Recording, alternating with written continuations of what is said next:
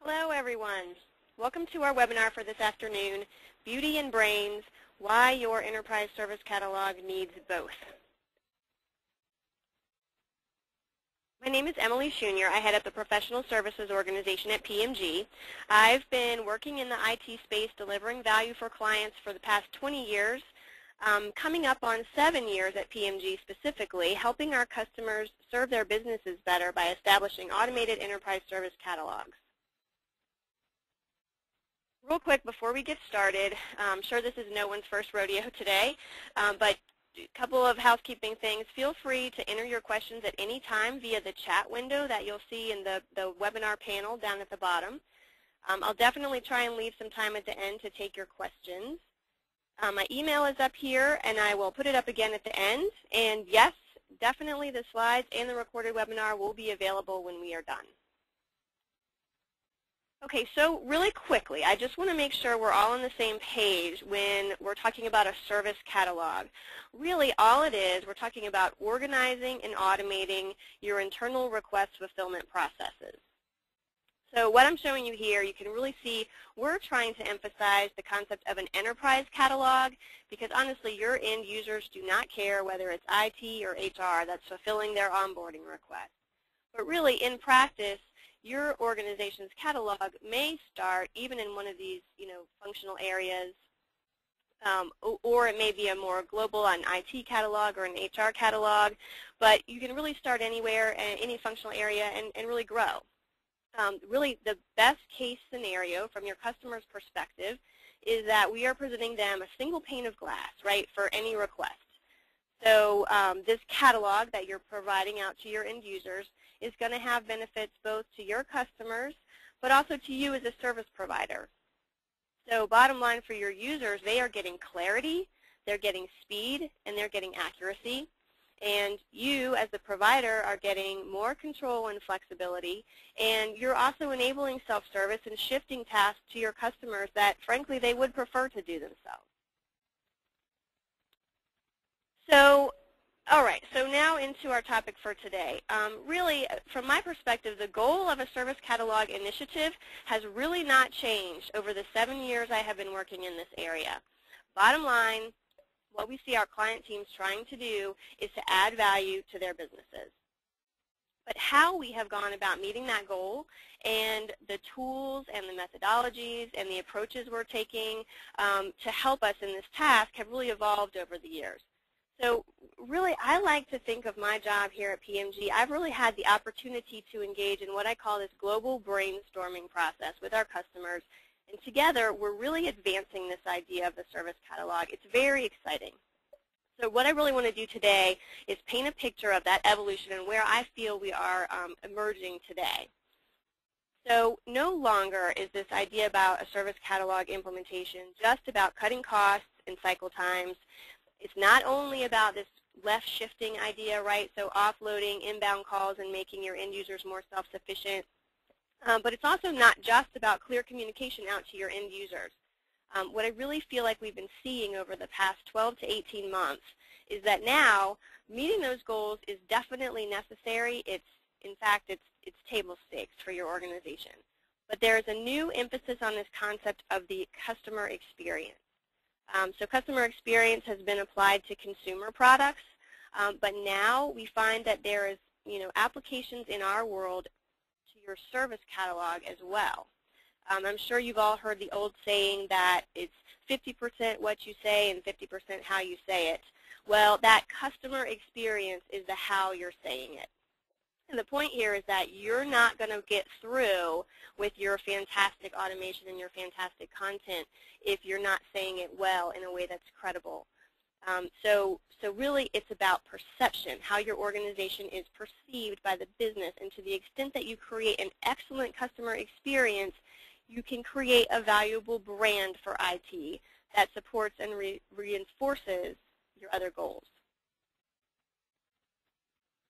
So when I first started, I'm going to kind of take you sort of through my own progression here. So when I first started helping customers with actionable catalogs, we were really very laser focused on the functionality.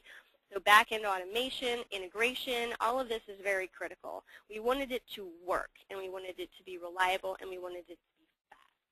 So here you just see a picture of the PMG workflow engine, busily processing requests. We're routing approvals and integrating to back-end systems and pushing out end-user notifications, right? And that is great, and that is very important, and your catalog still has to be a workhorse. Because, honestly, your customers won't care how pretty it is if they still have to wait weeks or months for, for their employee to be fully onboarded. Okay, so that, again, very important stuff, and that's what we focused on for, for the majority of our projects for years. Okay, so then we have this concept called ITIL. And it's about this same point that we're really also at the front end of ITIL adoption, at least here in the U.S. I know ITIL v3 was actually published out the same month that I joined PMG. Now, I'm a huge fan of ITIL, and you may not be able to tell by my picture here, but I'm really attracted to it for a lot of the same reasons that we all are. It brings much-needed clarity and organization to our world that, frankly, can feel pretty chaotic much of the time. So the concept of service catalog within ITIL, what I saw is that it very nicely supported what my customers were trying to do.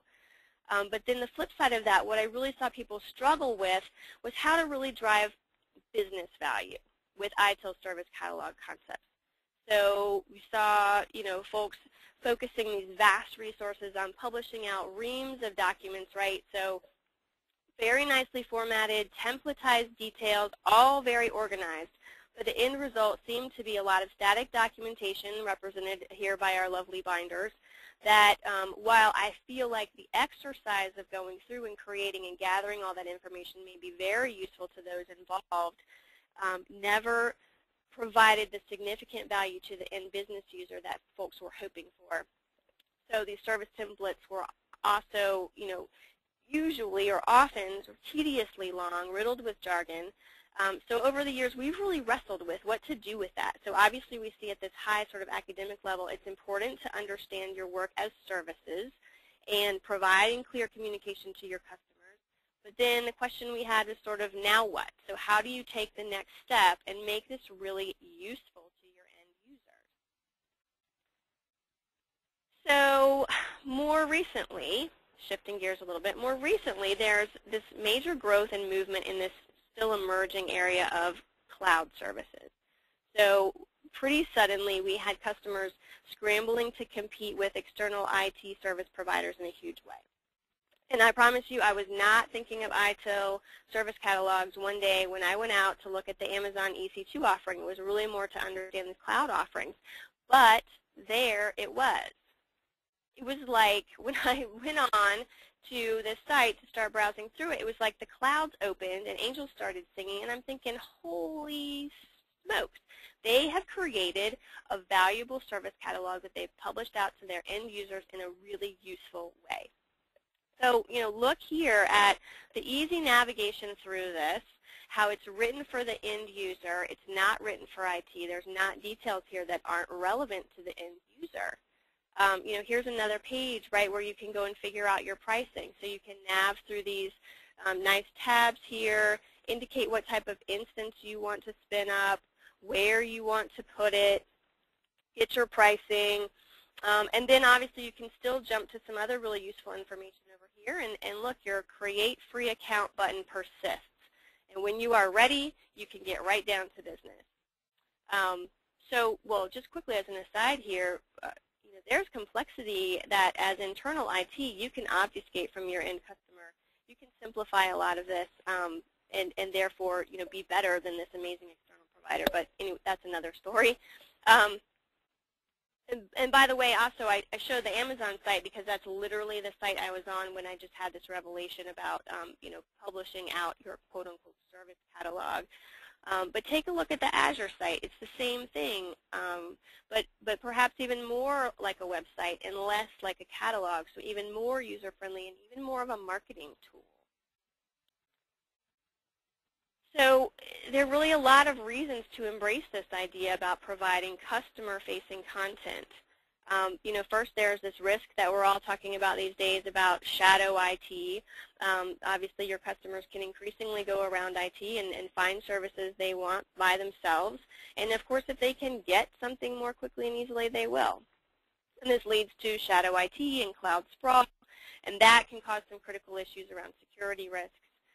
And then from a business standpoint, right, when people are going around IT, they're creating hidden costs, which means you don't have a full picture of your spend. But I think even more practically, if your services are difficult to understand and difficult to use, even if your customers manage to use them, you are frustrating them when what you're trying to do is partner with them. So define your services and then present them as if you were selling them. And think of your online service catalog as your website. Okay, so far we're really just talking about utility, right? Does it work? How well am I communicating to my customer? Am I talking to them in their terms, or am I talking to them in my terms? So there's a final piece here, and this also came to me pretty suddenly. This was about a year ago, working on a very cool project with one of our clients, taking, like I mentioned in that first slide, taking their catalog, which had been limited to one functional area, and really expanding it out to become their enterprise service catalog. So we worked on the layout and design of this for weeks. I think some of these folks may be on the call, so hi guys, you know who you are. So these folks that had worked so hard on this design for weeks and weeks took it to their execs, and the execs said, it looks like another internal tool. Make it sexy. So an internal tool, that really hit me really hard too. So their original mock-up was what I feel like is sort of a direct descendant in a long line of internal IT tools that have kind of cartoons and fonts, and I think these were originally intended to brand IT as approachable and user-friendly, but really in another era when the end users were intimidated by technology and we needed to make it, cute and fun. So then I was suddenly thinking of Olympic mascots. So here's the gang from Sochi, and many of you may not recognize this guy is from the Atlanta Olympics here in Atlanta. So really today your end users have totally different experiences with technology. Those, their expectations are going to be set by their own consumer and social media experiences. And guys, no one over the age of 4 is going to want to use an app or visit a website that's cute, right? So your users' expectations are really being set by the external marketplace. So after that, sort of debrief meeting to talk about that, I was like, aha, okay, so we're saying we don't want to be an internal tool. Well, we're all trying to be seen as IT service providers, so I actually just decided, now that I've got this concept in my head that your service catalog is really your website, well, let me go see the website, aka the service catalogs of the best IT service providers. So this wasn't my list. I went out to the Fortune site and found the top 10 IT services companies and just kind of took a look at their sites. So let's look through some of these, right? So we're seeing these are not cute internal tools, right? These are really world-class, websites that engage, great design. You see these, more high-tech images and some great color schemes that kind of hold all the content together here. You start to really notice that your eye gets drawn. You want to click the Learn More. We keep looking through some of these. Some of these are using full screen width. It's a really nice thing we're seeing these days.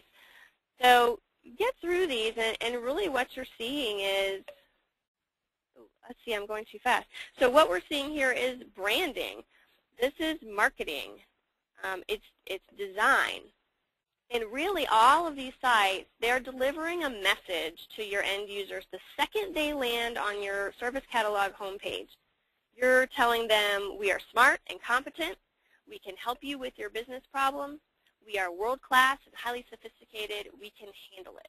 Right? These are the sort of emotional messages that these sites are intended to give to the end user.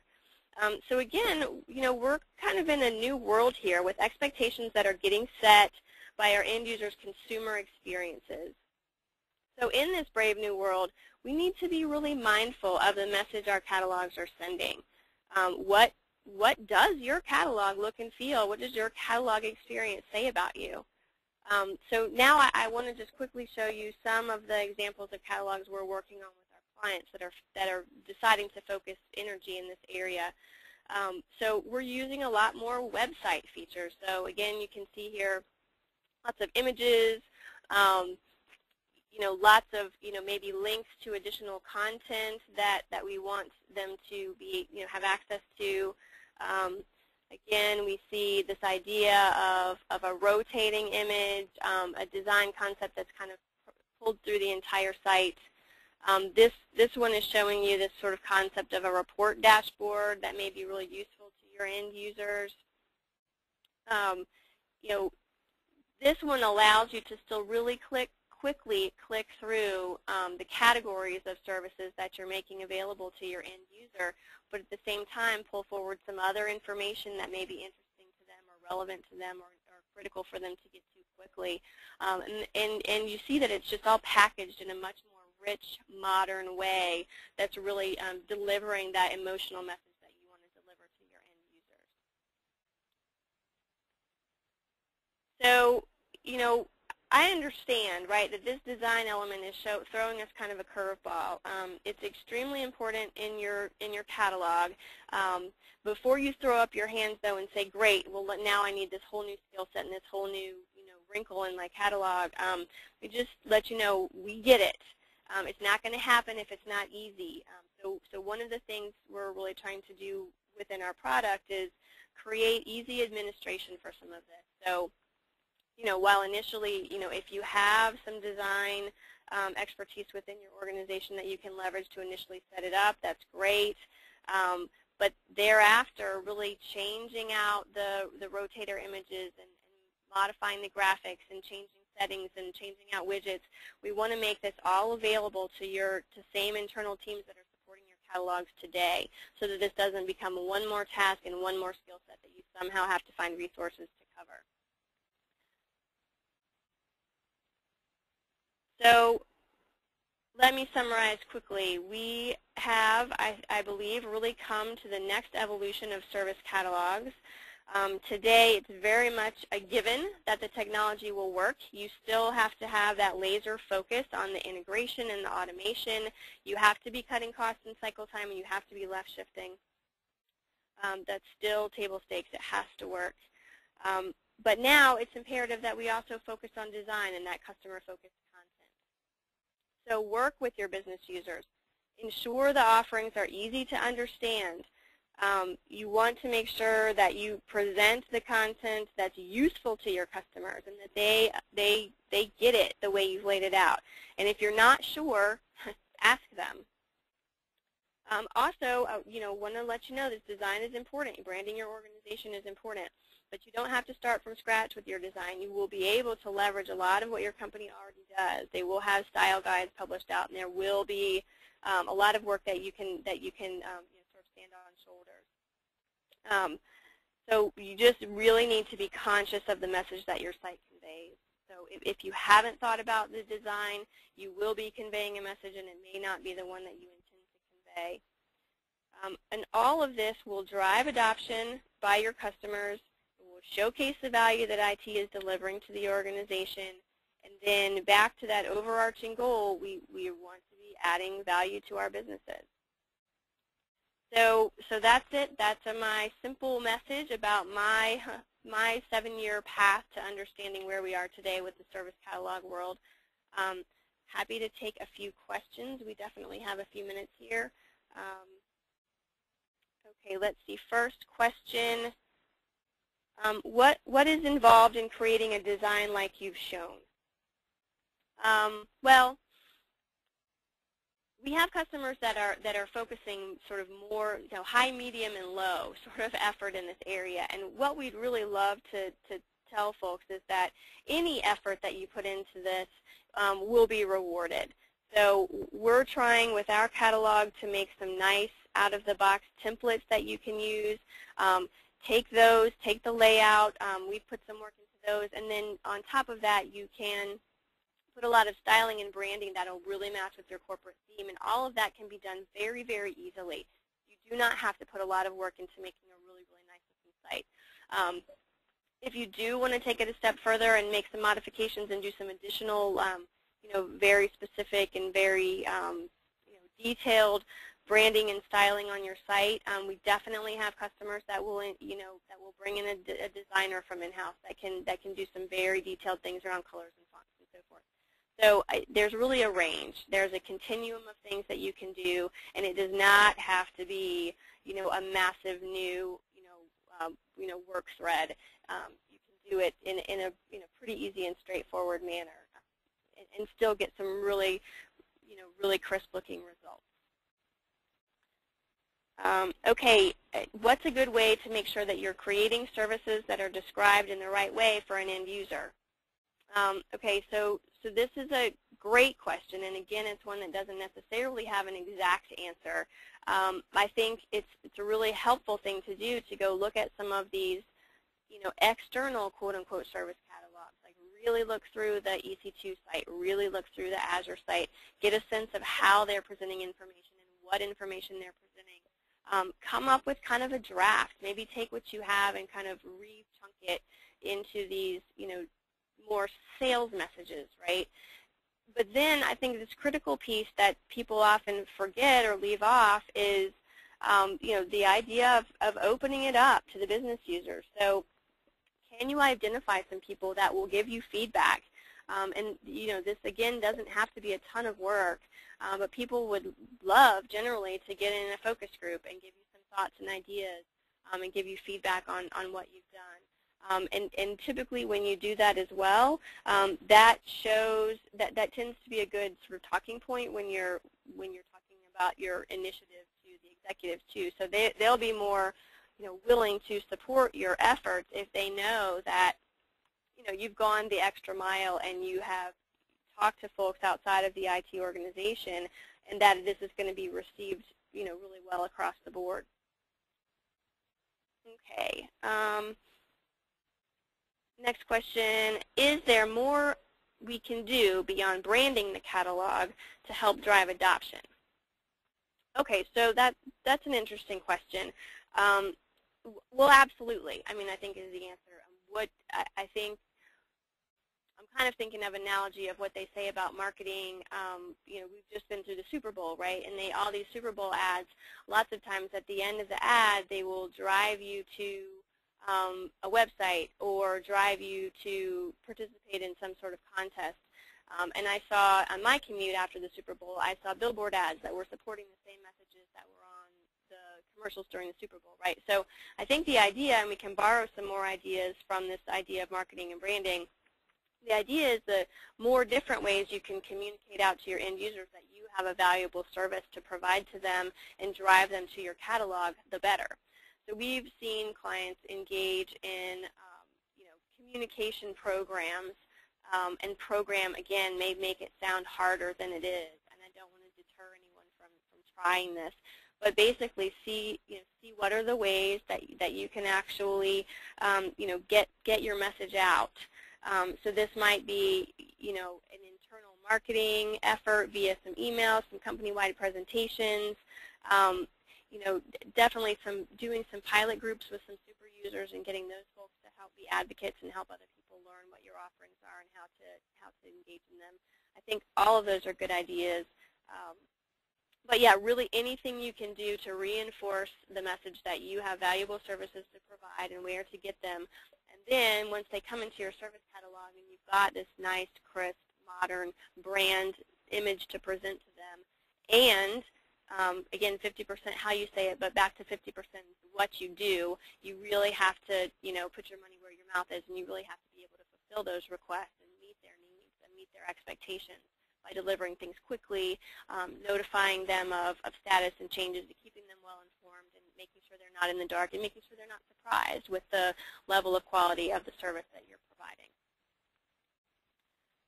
Okay, I think we are at the end of our time for today. There are a few more questions. We will be able to get to you and answer those individually, so do not worry. We will not leave your question unanswered. My email address, as I said, is up here now, and feel free to email me if you have any other questions, comments, ideas. I would be very happy to help you engage in this brainstorming conversation for your own organization.